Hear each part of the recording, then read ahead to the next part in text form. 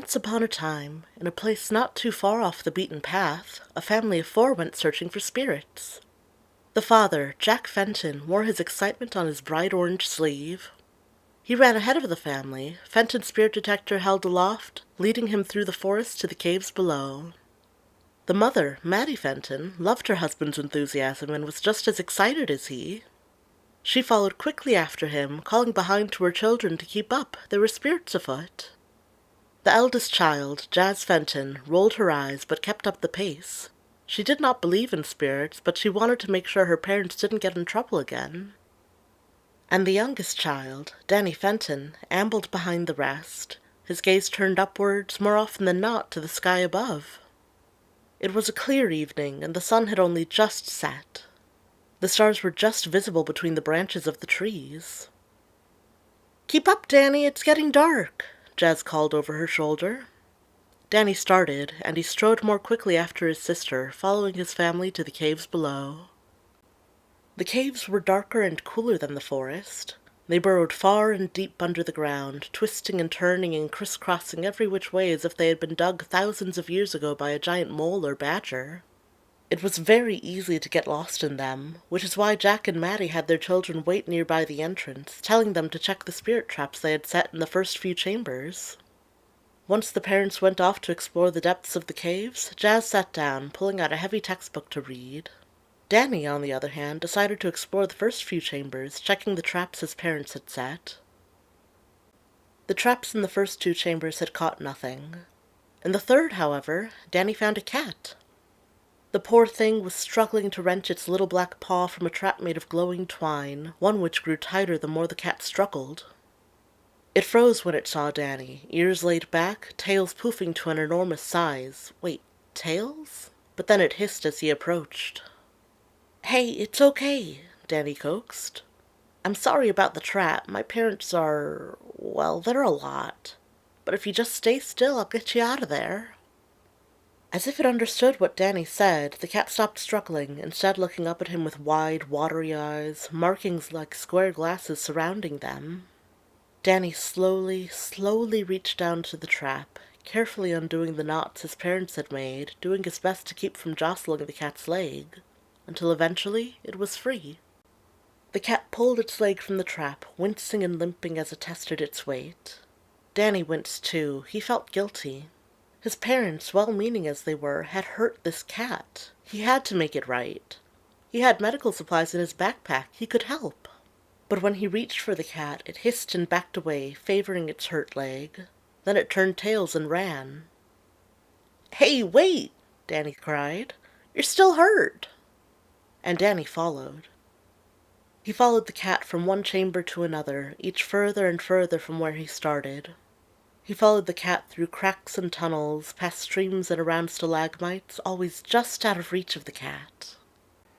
He followed the cat through a tunnel with walls that glowed. Jess had a word for this. Bioluminescence?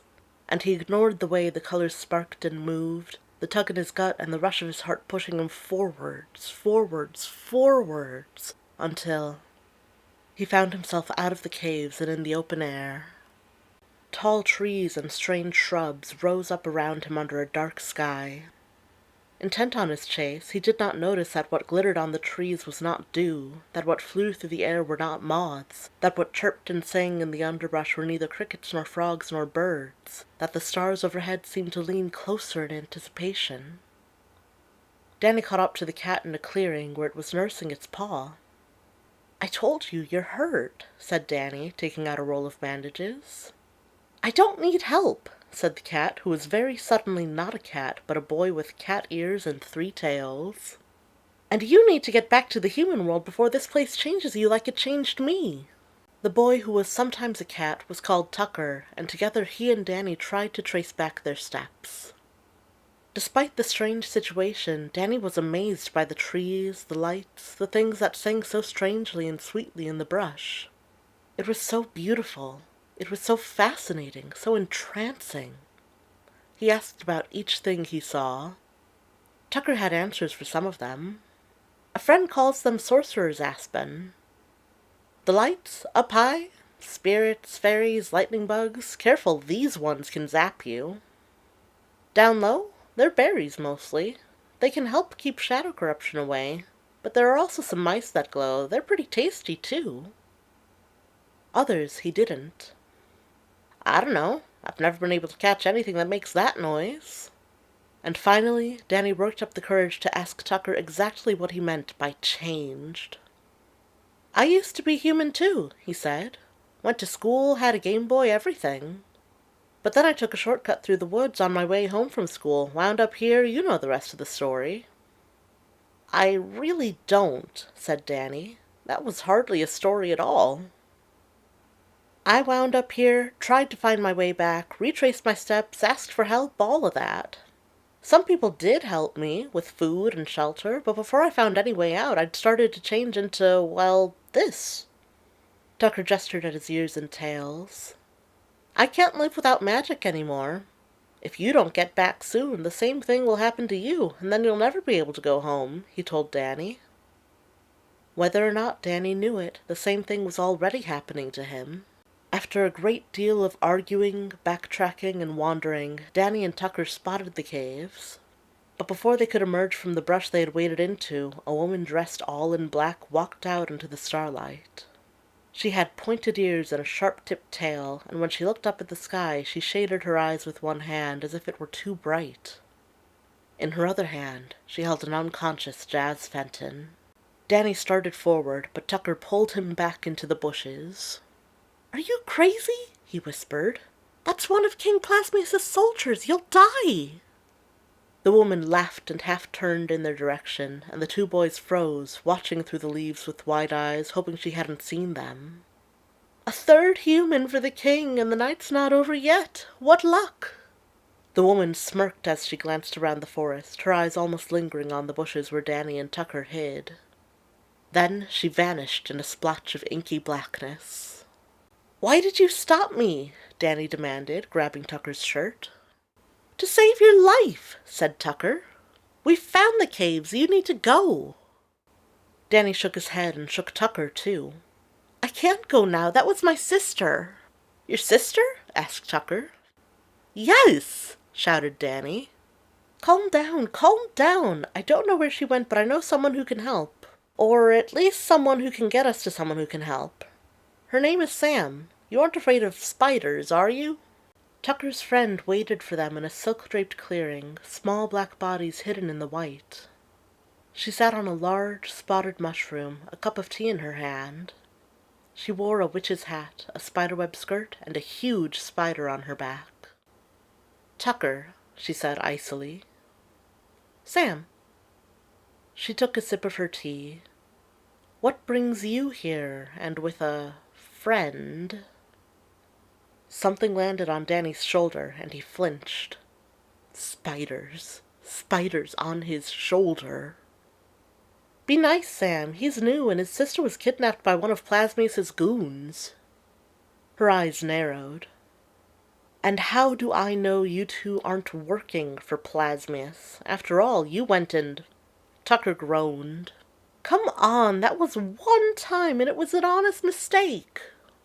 "You ate some of my spiders." "I'm a cat. We eat bugs. Come on, are you going to turn this face away?" He gestured to Danny. "What do you even think I can do?" asked Sam. "I can't fight Plasmus any more than you can. He's the king of the dark." "You can teleport us to the Astromancers." "You can walk to the Astromancers." "Yeah, but do you think he has that kind of time?" Sam surveyed Danny, then sighed. "Fine, but you have to do something for me first." "There's a sacred garden deep in the woods," said Sam, leading them through curtains of silk. "But it's been infested with creatures of the dark. They're not very strong, but there's enough of them that I can't get rid of them myself." "I'm okay with that," said Tucker. "My leg is just about healed up. But I don't know if Danny can fight." "I can fight," protested Danny. Sparks jumped off his clenched fists, unnoticed. The woods opened up, revealing a bubbling brook and hundreds of colorful flowers. But among the flowers were ugly, misshapen splotches of darkness. They bared their teeth and attacked. Sam fought with spiders, Tucker with claws, and Danny, he started out with his fists and feet. But then there was a burst of light, and when Danny was done blinking the spots out of his eyes, all the creatures of the dark were running away. "Well," said Sam, "I guess I know now that you aren't working with the dark." "Did you know you could do that?" asked Tucker, stunned. "How could I?" asked Danny, looking at his hands. His skin seemed to glow ever so faintly. "You're changing really fast," said Tucker. "All the more reason to get a move on," said Sam, raising her wand. "It's time to visit the Astromancers." They appeared in a grand hall, lined with pillars and surrounded by stars. It almost seemed to float in space, unsupported. At one end of the hall was something like an altar, under a huge star symbol. But the strangest thing about the hall was not its construction or its location, but its inhabitants. Even counting Tucker, Sam, and the creatures of darkness, these beings were the oddest Danny had ever seen. They were, to a one, identical, dressed in flowing robes, their faces obscured with star-patterned blindfolds. They moved by flying, each one balanced on a ball patterned after a star globe. One of them broke off from the crowd to confront the trio. "What brings you to the sacred halls of the Star Observance?" the being asked. Sam and Tucker stepped to the side, letting Danny come forward, hands clasped together in something like supplication. "My sister, and maybe my parents too, were kidnapped by creatures of the dark, by servants of King Plasmus. I need your help to find them and bring them home." The Star Observant reeled back. "The Star Child!" they exclaimed, loudly enough for the words to echo. "The prophecy!" At these words, all the other Star Observants rushed in, chanting the words, "The Star Child! The Star Child! The Star Child! The Star Child!" And "The prophecy! The prophecy! The prophecy! The prophecy!" over and over, so that they sounded like the roar of the ocean upon the shore. Danny leaned back toward Sam and Tucker. "Do you know what they're talking about?" "You do not know of the prophecy?" asked the Star Observant. "You, who so clearly bear its marks." Of course he didn't. He had only learned this world existed tonight. "Then allow us to tell you of it, so that at long last it might be fulfilled." They spoke then of a star that shone bright, a star that shone green, unique among all other stars, and both loved and envied for it, until it was torn from the sky by the jealous dark and allowed to fall into the magicless human world, there to dim, there to forget, there to become a child of flesh alone. They spoke of the impossible, mortal star, and how even in a dull and mundane world it gathered strangeness to itself. How, even without memory, it yearned for the heavens it once traveled and loved so well. They spoke of the star's family, adopted only, they stressed, and how they stumbled upon one of the twisted, hidden paths to this, the true world, only to be snatched away by the darkness which was always hungry for more soldiers. They spoke of how the star would come back to magic, how it would be filled with illumination once more, and how it would use its light as a weapon against the dark. They spoke of how the star would seek out the Astromancers, the Star Observants themselves, and receive its history and its destiny. They spoke of how the star would face the darkness, casting aside its soldiers in a quest for its family, how it would shed its frail, mortal body and defeat the dread king of the darkness with its true light, before ascending once more to its rightful place in the heavens and banishing the darkness once and for all. They spoke, and Danny didn't believe them. At all. "Don't worry," Tucker whispered in his ear. "The magic only changes your body, it won't destroy it." "Unless you do it on purpose," added Sam. "I always forget how crazy these guys are until I talk to them." "So," said Danny, at a volume to be heard, "I don't think I'm this star child, but does this mean you'll help me find my family?" The first Star Observant seemed to look at him, despite their eyes being covered. "Can you look at yourself, resplendent in starlight, and truly deny what you are?" It waved a hand, summoning a mirror, and Danny looked at himself. His hair was white, his eyes were green, his ears were pointed, and he glowed, stardust shimmering all around him. He really didn't look human anymore. But, human or not, his family was still in danger. "We will send you to King Plasmus's keep," said the Star Observant. "But heed the prophecy, Star Child. You will not have victory without it." The Star Observants retreated, leaving Sam, Tucker, and Danny at the center of a large circle, then raised their hands. "Hey, wait," said Tucker. "I didn't—" There was a burst of light.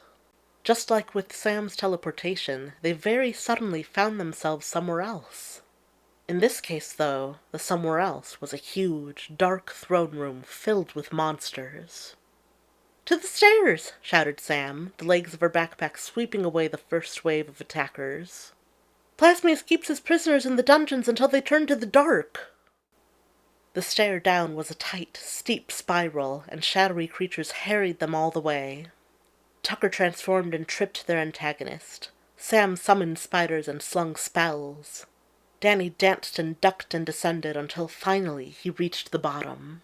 There, in the last cage at the end of a long, dark corridor lined with similar cages, was Danny's family. Standing in front of the cage was who could only be King Plasmus. "Hello, Star Child. I've been expecting you," he said. "Let them go," Danny said, afraid to get any closer. Even as they shied away from his light, the creatures of the dark had been vicious. He did not know what Plasmus might do to his family. "Let us speak first. Doubtless those pesky observants have filled your head with tales of how you are meant to defeat me.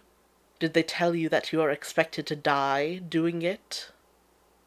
Danny didn't answer. "No? Did they tell you why we of the dark are supposedly so evil, or simply that we are?" "No again?" Plasmus shook his head. "Did they even tell you that there is another ending to that prophecy of theirs? Step off their path, child. You can have your life and family both in the dark." He held out his hand. "Join me and show the world that those who shine brightest cast the darkest shadows." And perhaps there was a moment of doubt, of hesitation, of fear. Perhaps there are no heroes so firm in their convictions that they will not be tempted to lay down their arms and banners. But who could join someone who stole their family and put them in a cage? "No," said Danny. "Very well," said Plasmus, and suddenly the dark shadows of the dungeons were all full of eyes. "Then we fight." The fight went poorly. Almost at once, Danny realized the dark creatures he had fought until now were either weak or holding back. Tucker fell first, caught by the tails, wrapped in a net and thrown in a waiting cage. Then Sam was overwhelmed, one of her spider legs breaking with a sickening snap. The spider was pulled away from her then, strands of sticky silk parting, and her body fell to the ground, apparently lifeless. Then Danny himself. Shadows may flee from the light, but there were so many of them, pressed so close, and they were all armed with sharp teeth, sharp claws, knives, clubs, swords, spears. He was not able to dodge when Plasmus struck. Danny hit the floor, bleeding, and he looked out across the dungeon at his family caged, Tucker injured and unconscious, Sam possibly dead. He didn't know, couldn't know. It was then that he knew what he had to do. He reached for the light that had been growing ever brighter inside him, the light that had been in him all along. He reached deeper and higher and grasped something in his soul that burned like a star. His body burned away as if it never was, but the shadows too were washed away in the flood of light until only Plasmus remained. "No," he said, "this cannot be." But Danny moved towards him, and in the light there were no shadows, not even Plasmus. He touched the cages, and the bars fell away. He grasped the fibers of the net around Tucker, and the strands dissolved. He picked up Sam's spider and set it on her back, healed of all injury, and she startled awake, breathing hard. No one there had seen a star so close before. There was so much light. Not the light of the day, but the light that shone in the darkness. The light that showed the way, that gave hope, that persisted. And Danny was the light, the star, the wonder. Sam cried, and the tears were of joy. She had lived in this land the longest, and she knew what this meant, knew what this would change. With the stolen star in the sky once more, so many shadows would be turned back. The sacred grove would not be the only place cleansed today. Tucker gazed on, breathless. He had not believed, had never believed, but even in the little time he had known Danny, he had seen such kindness and bravery from him. Yes, it made sense that this is what Danny would become, but what he had to give up still made it a tragedy. Jazz did not know what was happening. She had no context for events, no history of this world, but seeing what Danny had become, she understood.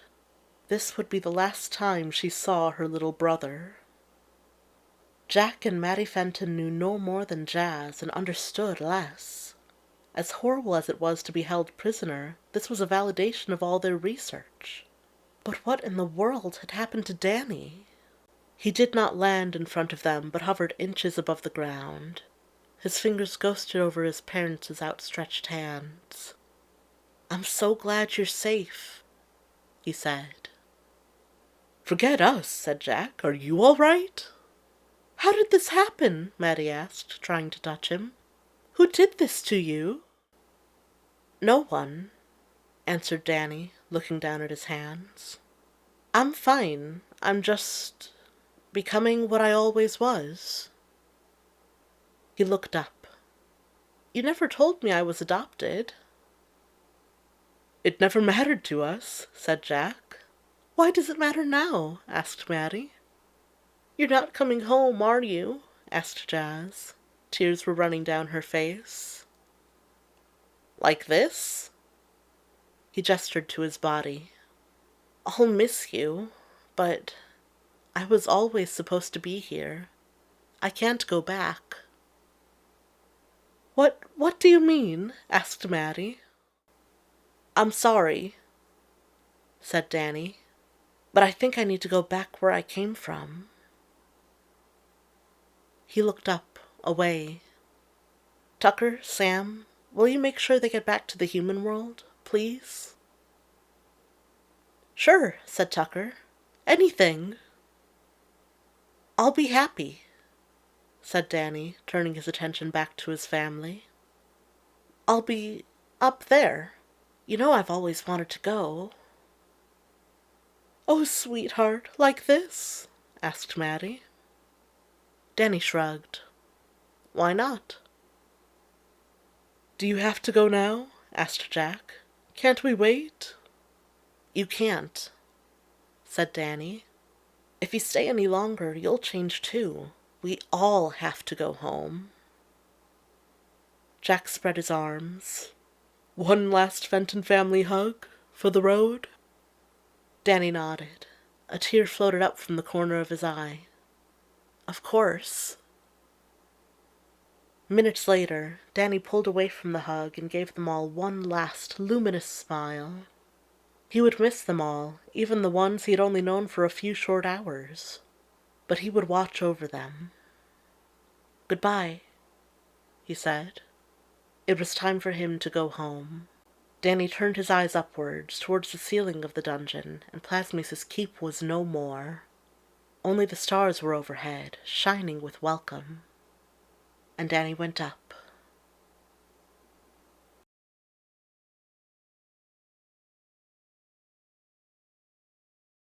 And up.